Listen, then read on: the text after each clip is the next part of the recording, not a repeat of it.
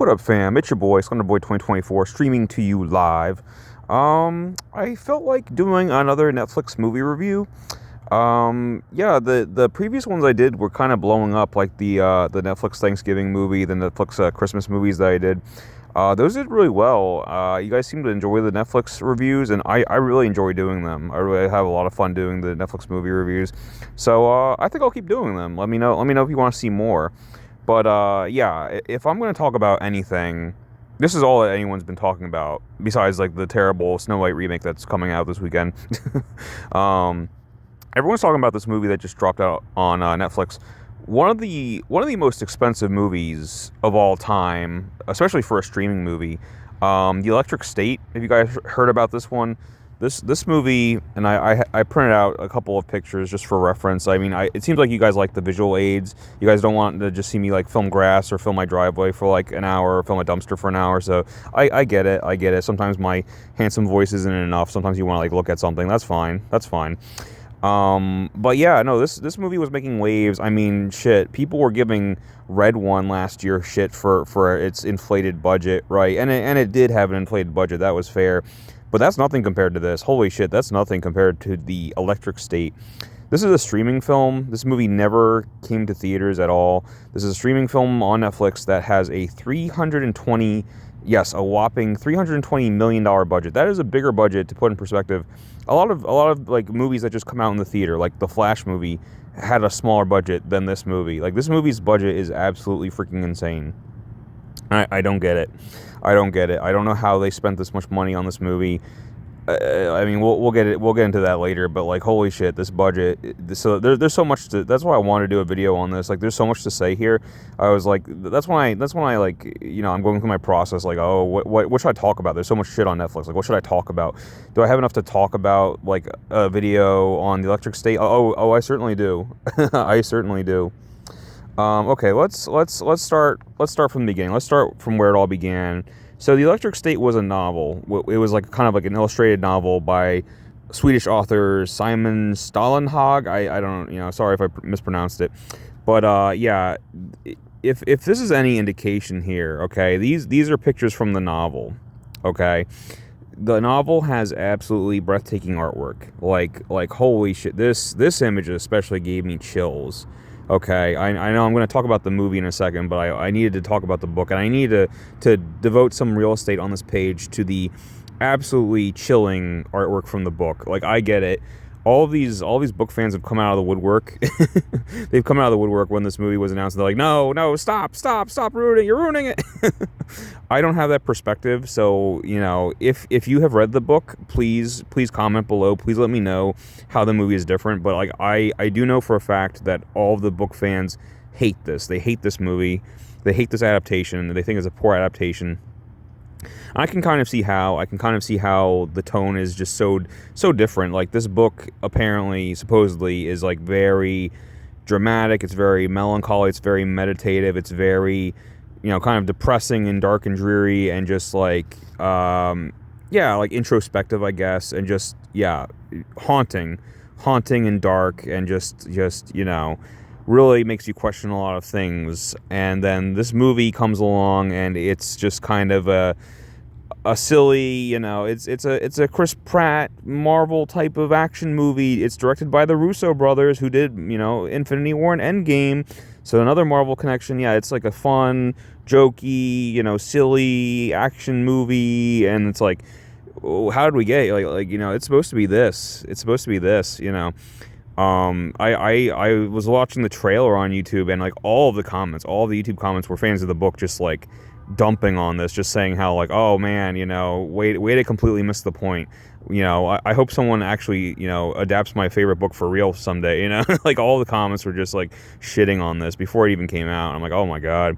So yeah, you've already lost fans of the book. You're like, they're not on board for this, obviously. You've definitely lost movie critics. You've definitely lost the critics. I was looking at Rotten Tomatoes, and like, holy shit, that's another reason I like to do movies like this, where there's like this huge divide, like divisive movies, like just this spread between like what critics are saying and what audiences are saying. For example, I'm a known defender of the Dwayne Johnson movie Red One, that had a very low Rotten Tomatoes critic score, but the audience score was very high. It was like 90%. So, there's cases like that. Okay, there's cases like that. I'll stick up for certain movies, like Pixels is another one. It's like that dumb Adam Sandler summer movie where it's like, yeah, it's like a dumb fun, action movie. Like audiences liked it, critics absolutely hated, despised that movie and trashed it. Morbius is another one. Critics like just oh, they had it out for that movie. They had it out for that movie. And the same thing with this. The critic score is so low. It's 15%. Okay, compared to that, the audience score is much higher. It's at a 71% last I checked. Not as high as Red One. Yeah, no, Red One's the divide was even greater. But yeah, I still see a very big divide between critics and audiences here, and I want to check it out for my own opinion. Like, okay, I'm not a fan of the book. I have no preconceived notions of the book going in. I think that's why I was able to enjoy this a bit more than most people. Most people seem to hate this. Yeah, I think the movie's okay. I don't think it's like. I'll say this, I enjoyed Red One better. I legitimately enjoyed Red One. I think that movie got kind of a bad rap. And same thing with like the Venom movies. Like they're just fun. Like, yeah, I get it. They're not gonna win any Academy Awards, but they're fun. The Electric State. Yeah, I have very mixed feelings about this project. And one of the fellow YouTubers that I follow, Moist Critical or Penguin Z0, check him out. All of his videos are great. But like he's usually like on the same page as me as far as like the dumb fun movies. Like he stuck up for Venom. He stuck up for I think he even stuck up for Morbius. He did not stick up for this one. Like I watched his video. He was still pretty critical of this. He was still pretty like, oh, this was just by the numbers crap, just generic, forgettable, disposable trash. And he's saying how like, you spent $320 million on this. It's like, yeah, I mean, there are certainly flaws. There's certainly, this movie's by no means perfect. And again, I'm just talking about it as a movie. That's the only way I can review this. I don't know the book. I'm honestly intrigued by the book. I think the artwork is really breathtaking. I want to read the book. Let me know. Tell me if you guys want to see more book reviews in general, and tell me if you want to see me review this book version, because I'm pretty interested at this point. I really enjoyed doing the Pumpkin Night the Pumpkin Night manga review. I think I might do more book reviews in general. So yeah, look forward to that. That's on the horizon. But yeah, Electric State. I mean, I'll say this: like, yeah, the movie it did get me interested in the book. It did. So there's that. But yeah, let me before let me do one more sidebar before I get into the movie itself. Let me do one more sidebar. So, if you didn't know, and apparently a lot of people don't know about this, go on Netflix. Okay, go on Netflix. Instead of looking up movies, click on that Games tab. Okay. Somehow people like don't know about this. Did you know that so Netflix, in addition to obviously making shows and movies and stuff, they produce games too. And did you know that with your Netflix subscription, you get access to these games for free? Like, you just have access to all of these games. It's quite a library, honestly. I think I even saw like Grand Theft Auto on there. Like, you just download them on your phone free of charge. It's great, but what's really cool about it is to further your immersion or whatever, or to like hit that like multimedia project aspect. They'll produce games in relation to shows and movies that just came out. So like when the Queen's Gambit show came out, right, starring Anya Taylor-Joy, they made a chess game in relation to that, and it's on Netflix, so you can play that. I actually love that I love tie-in type of stuff like that. It just like hypes you up for the product, you know what I mean? Like I love that type of shit. But yeah, the Electric State, there's a game. It's like Kid Cosmo Adventures or something. I don't really have a picture of him here.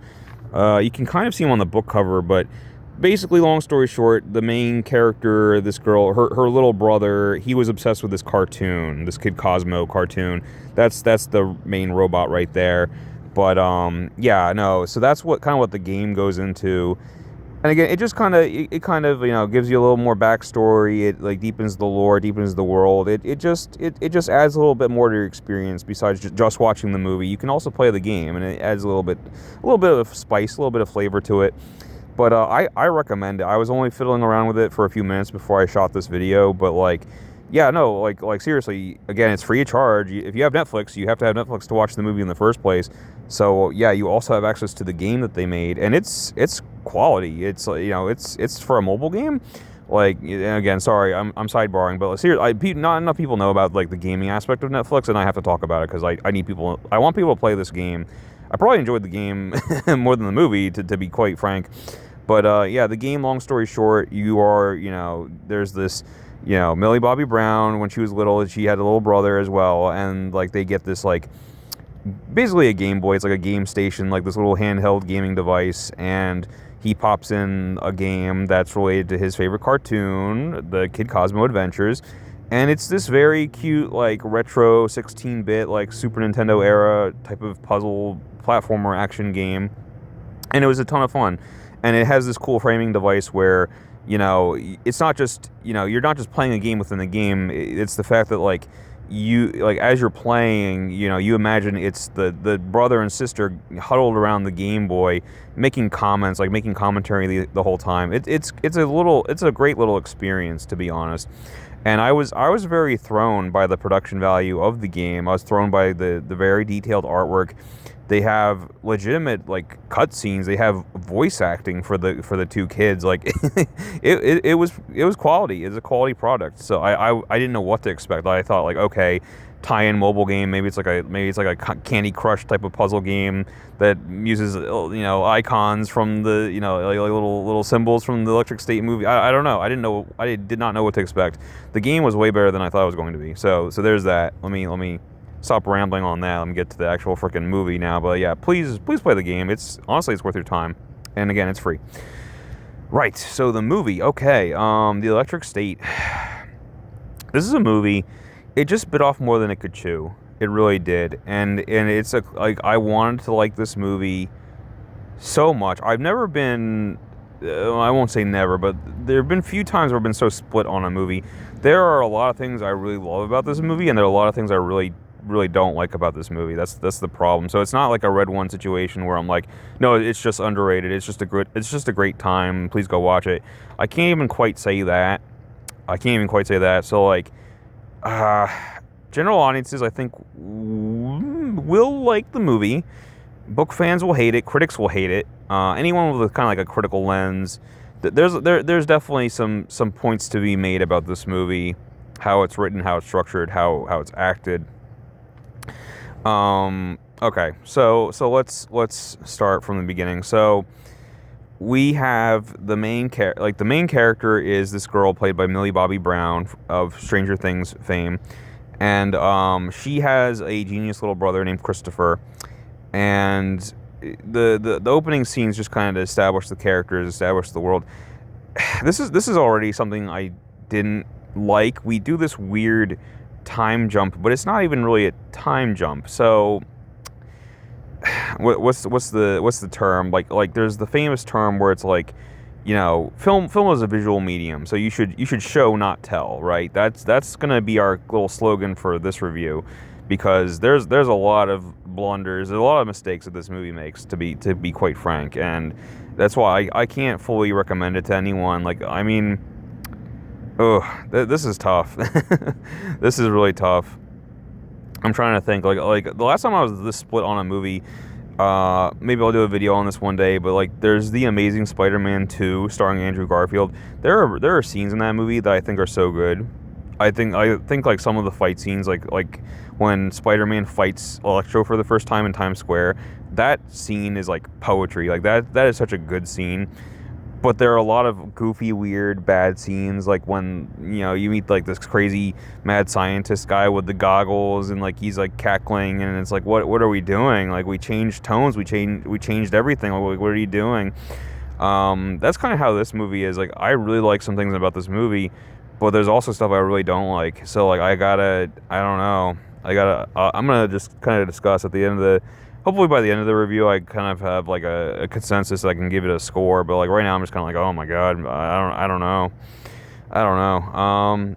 But yeah, so we are in the 90s. Okay, everything is like nostalgic 90s-tastic. Okay, it's 1994, and Millie and her brother is like a super genius. He's already going to college, and something happens. There is a car accident involving Millie and her brother and their parents. They just it's really weird. I don't know. I know we need like kind of an excuse to like jump forward in time, but like this could have been handled different. I don't know. I don't like it. I don't like the car accident aspect, like, because they like don't really go back to it. It's like this random event that happens where just this deer runs in front of the car and they get in a car crash and everybody dies except for Millie. And Millie wakes up in the hospital, and then she starts bouncing around from foster care to foster care home, and it's like, okay. And I really thought they were gonna go somewhere with the car crash. Like, was that like set up or something, you know? By the way, I'm gonna do like a spoiler warning like now, because I want to discuss the whole movie, so I'm gonna go into spoilers. So if you care about spoilers, yeah, stop the video here. Yeah, my non-spoiler. I recommend you watch the movie. Give it a try. I can't guarantee you'll like it, but I think it's worth a try. There's enough here to like, so I think there's a strong chance, especially if you haven't read the book. I mean, again, I think most people hadn't even heard of this thing until this movie came out, so that's one positive. The movie drew attention to the book, so there you go. But yeah, give it a shot. There's some really nice visuals. There's some cool action scenes. So, you know, maybe you'll like it. I don't know. Just give it a shot. That's what I say, non-spoiler wise. Spoiler wise, okay, ready? So that was a lie. Millie was lied to. She was told that her brother died in the car accident. I mean, her parents like really did die, but they were somehow able. What's his name? This doctor dude played by Ke Kwan, Short Round. Yeah, he shows up. He's this doctor, and he did this thing. But he lied to Millie. He told Millie that her brother was dead, which was like partially true. But he was able to do this thing where he like transferred the brother's consciousness into this robot that she's been traveling with this whole time. And so, but he's been separated. Like there's like the body, and then there's the mind type of thing. So yeah, and they kept him alive. They kept the brother alive because his massive brain is what's able to keep the computer network, the robot network, at Center. That's what the company is called, Center. He's able to keep it going, so they needed him or something.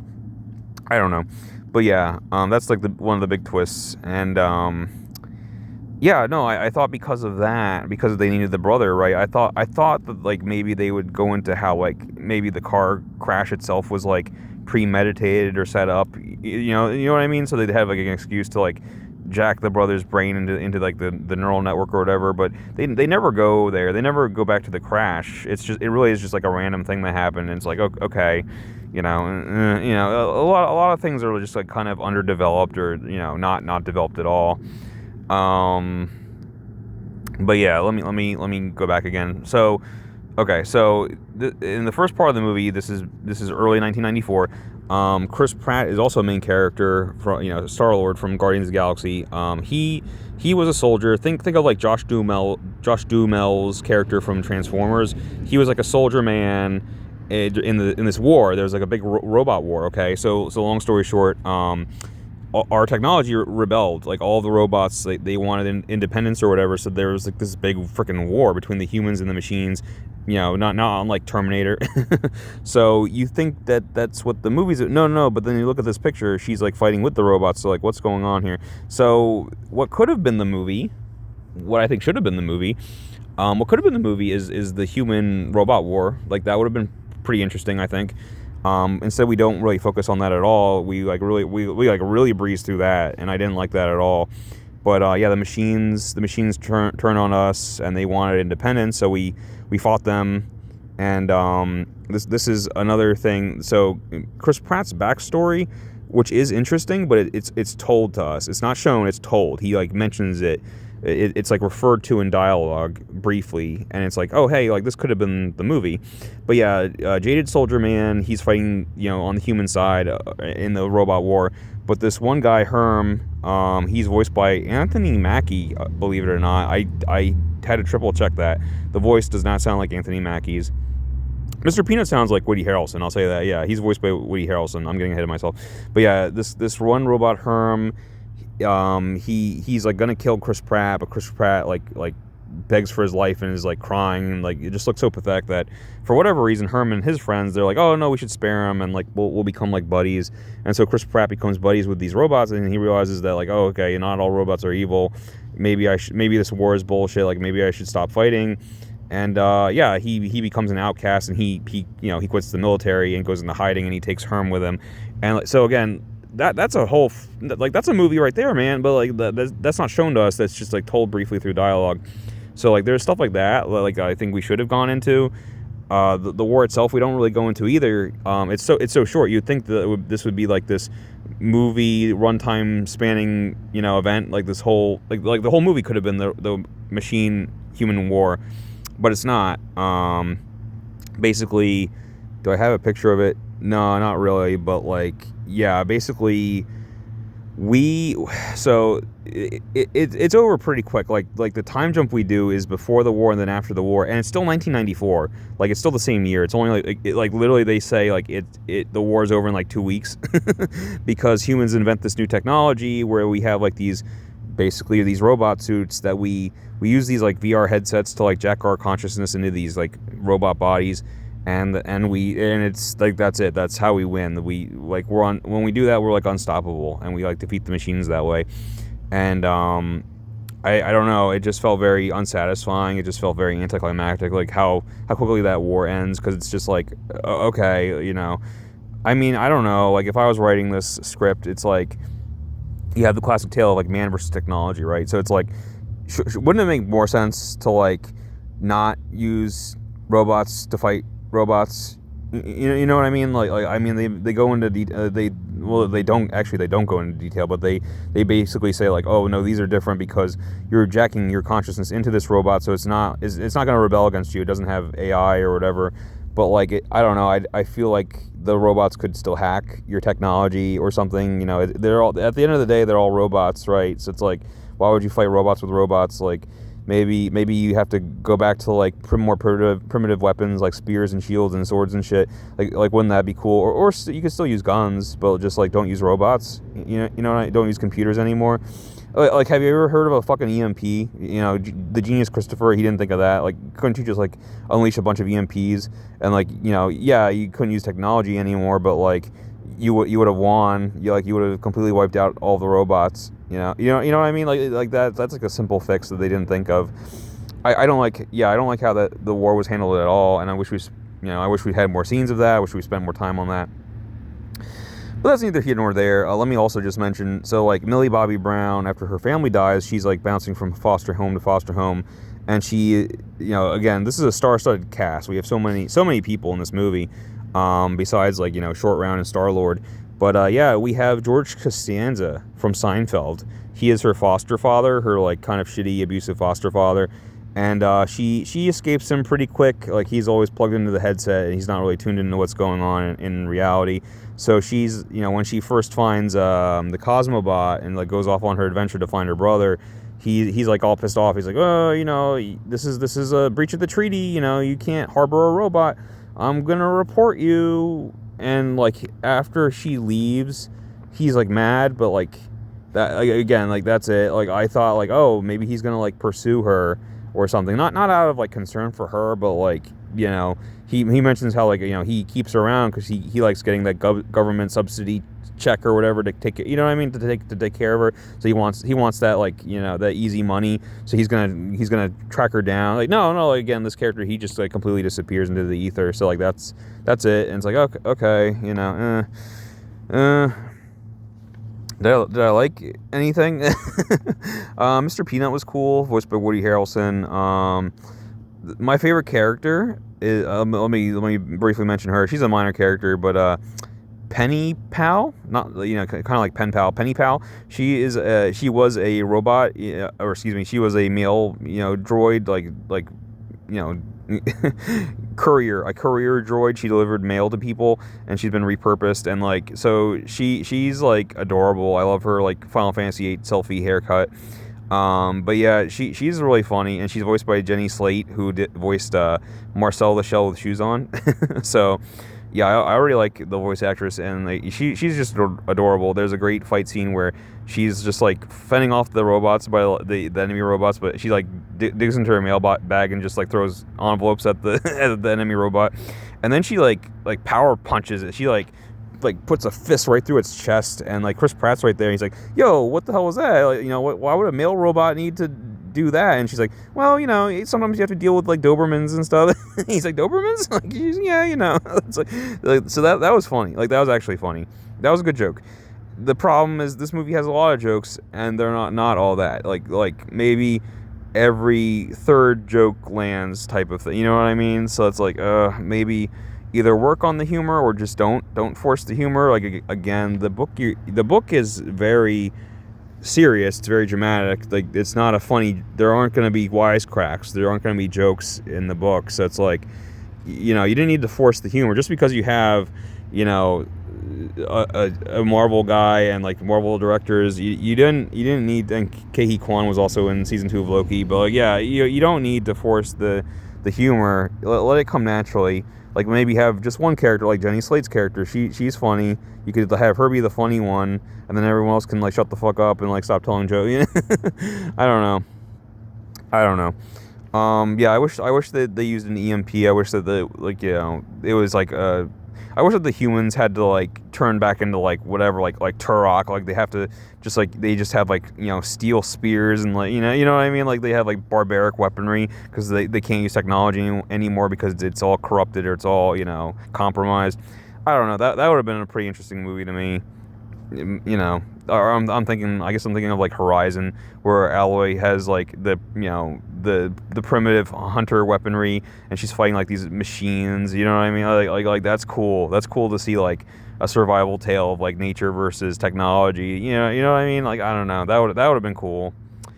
Instead we got this. So I guess the main antagonist, there's two. But we have Stanley Tucci, who is the head of Center, this organization. That's the organization that kidnapped Millie's brother. They run like all the robots, all like the whole computer network and all that stuff. They're like an evil corporation. Think of like the Umbrella Corporation. Think of like Skynet. Like that's Center. Okay, and then we have Giancarlo Esposito, who is also in this movie. Like, he should have been the main villain. I mean, Stanley Tucci. This guy's good too. But like, yeah, freaking Gus. You have freaking Gus from Breaking Bad, and you don't use him enough. He's in the movie. He's a villain as well. But again, it's like it's told, like they tell you that, like, oh man, this guy, like in the robot war, like he was like the butcher of Synecdoche. Like, he was like so brutal. Like he was like the expert robot killer. They tell you, like show us him in that war doing these things. Like, show us. Don't tell us that, like, oh man, he's such a badass, like he's so brutal, like he brutalized all these robots. Like, again, it just doesn't have any impact. So yeah, these two team up to get to stop Millie from saving her brother or whatever, and eventually, like, there's a little bit of like a double cross, because Gus is like he hunts robots, but like it gets complicated because Millie's brother's soul or whatever is trapped inside the robot. So he's like, well, I didn't sign on to hurt kids, I didn't sign on to hurt humans. And he's like, and then Stanley Tucci's like, it comes with the territory. And then Gus has this cliche line about like, oh, I finally met a human, even less human than a robot, or something like that. So he's like, turns on Stanley Tucci, and it's like, okay, you see everything coming a mile away. You really do. I don't know. It's what else? Anything else? Yeah, I mean, like the visuals, like again, like you have, okay, so here's where the budget went. Here's where the budget went. So they have the star-studded cast, which I'm sure cost a pretty penny, a pretty penny pal. And then you have the robot effects, which look like the CGI. It looks great. I mean, it should, $320 million, but yeah, it looks great. Like, Netflix basically, they want their own Fallout. Like, the movie has a great look. The look, they did, for the most part, capture the look of the novel. In fact, I think this shot is in the film. They literally do this shot in the film. But yeah, they capture the look of the robots perfectly. The robots are a 10 out of 10, if I'm just grading the visuals. Everything looks really, really good. And they also do a really good job of how do I put this? Okay, so this one scene I really like. So Herm, he does this like Matryoshka doll thing where like that's what he looks like, but he actually gets inside of like a bigger Herm. So it's like an exosuit, but like it looks just like him. So he's just like one of those Matryoshka dolls. Think about that, like the Russian dolls. But yeah, they're like they're attacking Stanley Tucci's base or whatever, and so to get his attention, like Giant Herm, he picks up this car in his hand and he throws it at the building. Okay, but like it's done so well because like when he picks it up and throws, like you feel, even though it's obviously a computer effect, you feel the weight. You feel like you hear all of his joints creaking. Like you feel that like he can like just barely do it. Like he's an old robot. Like he is straining to pick up this car and to throw it, and there is weight behind it, and he's like almost losing his balance. Like it's so well done. It's so, the only thing I can even think of is like, I saw like the Pacific Rim movie back when that came out, and those, obviously they were computer animated, but yeah, like they did a good job of like, these are two gargantuan steel titans slowly moving and punching each other with the weight of worlds behind them. You know what I mean? Like everything, it's hard to describe, but like when something feels right, when something feels like it has weight to it, it's so much more satisfying. And like that was a really good scene where, yeah, the giant robot had weight to it when it moved. You felt that. So like I was saying, there are scenes I really, really like and was impressed by.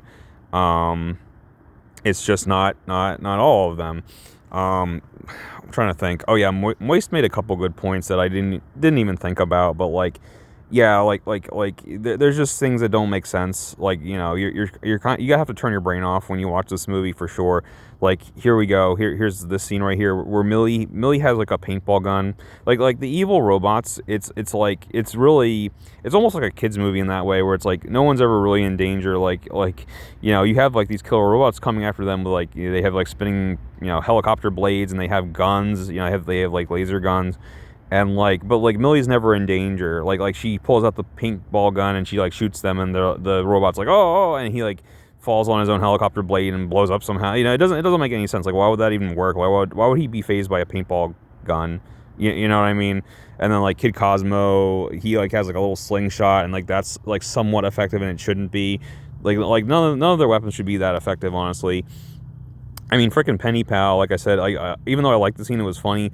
It made no sense that like she like reaches into her mailbag and throws letters. She like literally throws mail at this one robot, and he's just like oh, he's like thrown for a minute. It's like, no, he would just shoot her. Like why would he hesitate? He would just shoot her, and she would be dead, and like that would be it. Like why would throwing envelopes at a robot? It's not gonna do anything. It'll do even less than her paintball gun. You know what I mean? It just and then you have like this schlubby guy, Chris Pratt, with like a wrench, and he's gonna fight these like killer Terminator robots. Like are you daft? Are you serious? Yeah, no. Again, you kind of have to turn your brain off. Just let it happen. Just don't think too hard about this one. It's very cliche. Like it's one of those. They get to the base, and she finds her brother's body, and it's like, and she like goes into like this whatever mindscape where she can talk to him, and he reveals how like, oh well, it turns out that I'm, Center's a part of me, just like how I'm a part of it, and like one can't exist without the other. So if you turn Center off, you'll also turn me off. You can't disconnect us without taking us both down. And so he's like, but you need to do it because we're gonna lose the battle. All of your friends are getting messed up. Everyone's dying because you won't turn me off. And Millie's like, no, I'll find another way. Like I can't lose you again. I just got you back. And what do you think happens? He has to make the noble sacrifice to turn off the center, and et cetera, et cetera, et cetera.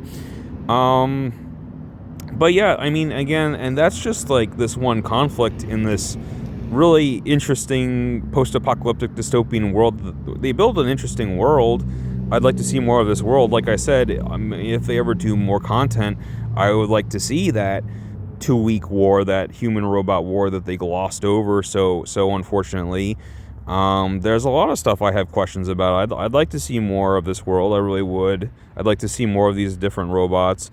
They had like this little like robot sanctuary that Millie finds before it goes all to shit. But like, yeah, like that would have been cool to like spend more time on that, like the exclusion zone or whatever. Like, it's like there's interesting stuff here.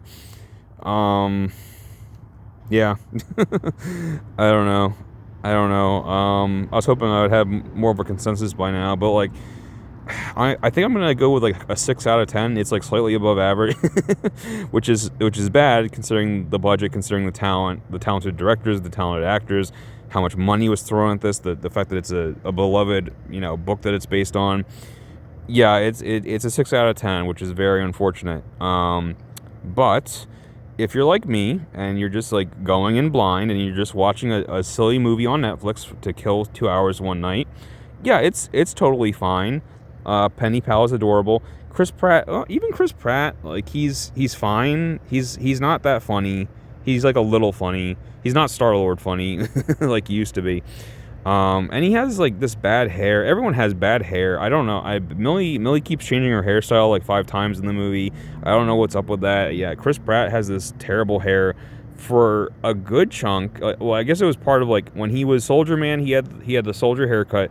Then he got this. And then, like, towards the end of the movie, the last 20 minutes, he has, like, his normal Star-Lord hair. And he's like, oh, yeah, like, one of the robots at Sanctuary, it was, like, a beautician or a hairdresser robot. I let her cut my hair for me. And it's like, oh, so you could have looked like this the whole time? Like, why'd you make us look at this for, like, an hour, for an hour and a half? Yeah, I don't know. I don't know, man. It just... show me Gus. I want to spin off of Gus just being the butcher of Synecdoche Key. I want to see him brutalizing robots and getting that reputation so it feels earned. I want to see more of Chris Pratt and his platoon and how he changed his ways, decided to give up on the war he was fighting, and became friends with robots, became like a robot sympathizer. There's a lot you can do with this premise in this setting. Like you can go into like people that side with the robots or at least are sympathetic to the robots, harboring robot fugitives, that type of thing. Go into like the no man's land, the exclusion zone that they go into, a little bit. Like it's like, I don't know. Oh yeah, and the other thing that they gloss over, I think it's more of a big part of the book, is that there's this VR technology, these headsets that people are constantly jacked in. They become like these. It's all, think of like in Wall-E, how we just like completely let ourselves go as humans, because everyone's jacked in this network. Everyone's just like on their VR headset. They're not physically moving around or interacting with the real world, and they've completely lost touch because of these headsets. The movie just doesn't. It just glosses. It's in there, but it's not the focus. And I think that was the focus in the book, which is a shame, because it's like, yeah, it's really glossed over in the movie because we want to have this like fun little adventure. What do we got? I'm looking at the chat. Susan's chiming in. Slender Boy, would this movie be appropriate to show my children? Yeah, I mean, you want to show the orphans this movie? Yeah, I mean, I'm trying to think. I can't think of any. Like, again, all the violence is like against robots, so like there's no like really bad blood or violence. I can't remember too much swearing, so I would probably give this like a PG-13 rating. I think the kids can watch it. I think it's fine. We got Ralph chiming in. I don't know if I can read this comment. All right. So Ralph, I'm gonna paraphrase a little bit, but he's just like, what about the blonde? Does the blonde take her top off? Does the broad take her top off? And I was like, well, all right, Ralph, calm down, buddy, calm down. Like, I remember I was watching this movie with a friend, and he was like, oh, are Chris Pratt and that girl gonna hook up? I'm like, yo, no, yo, ew. Chris Pratt's 35. Remember, guys, I mean, I guess she like has aged very quickly. Like, her face already has like these world weary lines on it or something. But like Millie's this is 11 from Stranger Things. Okay, she's a teenager. Like, calm down. Like, I mean, maybe she's like 19 now. I don't know. But like, I mean, again, I only watched season 1 of Stranger Things. Like, I really liked it, but like I heard that 2 and 3 were kind of bad. And then weirdly, season 4, everyone said was really good. Everyone kind of jumped back on with season 4. I don't know. I fell off after season 1. But yeah, I mean, let me know. Let me know if I should watch more of that show. I liked her in it. I liked 11. I liked Millie Bobby Brown's performance. So in my mind, she's still like 11. You know what I mean? But both the character and also age, she's still 11 years old in my mind. Okay, no, she's an older teen now. But no, like that's kind of jarring watching this movie. Like, oh, that's Millie Bobby Brown. Okay, you know. But no, they do not. No. Chris Pratt and her do not hook up. Okay, she is very much a teenager in this movie. Okay, that's. You know, I remember even on Parks and Rec, he was like kind of like, oh, should I date April? She's like 19 and I'm like 20 something. You know, and he's like, you know, this is even worse. This is even more of an age gap. But no. They are just friends. They are just traveling companions. So yeah, I don't know. I've rambled on long enough. I enjoyed watching Electric State. I might even rewatch it at some point just to like refresh myself on some plot points that maybe I tuned out for. But again, it's a disappointment. I really wish there was more here, especially considering the budget and the source material and everything. But yeah, I had fun watching it. I had fun doing this review. So if you want to see more Netflix reviews, just let me know. Till then, see you.